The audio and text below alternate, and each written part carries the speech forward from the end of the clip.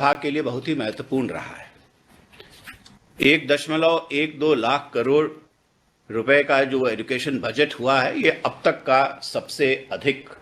बजटीय अनाउंसमेंट रहा है और इसके तहत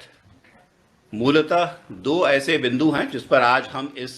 कॉन्फ्रेंसिंग के माध्यम से चर्चा करने वाले हैं और दोनों बिंदुओं पर एक है जो हमारे शिक्षकों के से जुड़ा हुआ है। माननीय प्रधानमंत्री जी ने कहा कि शिक्षकों की भूमिका विद्यालयों के तहत ही सीमित नहीं रहती है और यदि हम अपनी जिंदगी में भी जब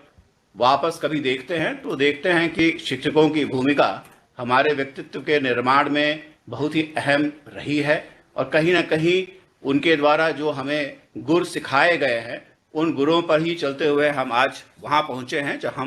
जहाँ पर आज हम हैं। तो दो हमारे प्रमुख अनाउंसमेंट हमारी माननीय वित्त मंत्री ने बजट के दौरान किया था जिस पर आज चर्चा की जाएगी। मैं पहला है वो है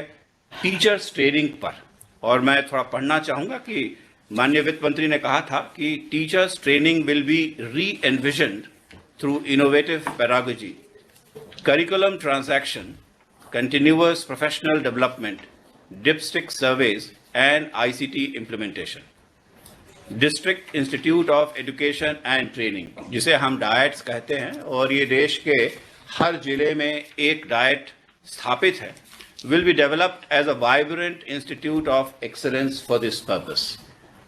मुख्य इसका बिंदु ये है कि किस प्रकार से राष्ट्रीय शिक्षा नीति में जो परिकल्पना की गई है कि हमारे पास बहुत ही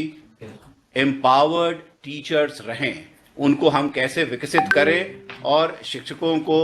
उनकी जो अहम भूमिका है बच्चों के व्यक्तित्व के निर्माण के लिए किस प्रकार से उनको हम जोड़ सकें।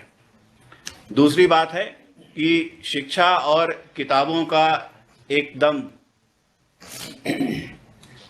पूरक रिश्ता है। यदि हम शिक्षित होते हैं तो हम किताबों को पढ़ते हैं और किताबों के पढ़ने से एक नई दुनिया हम देख पाते हैं। तो जो दूसरी बिंदु है वो है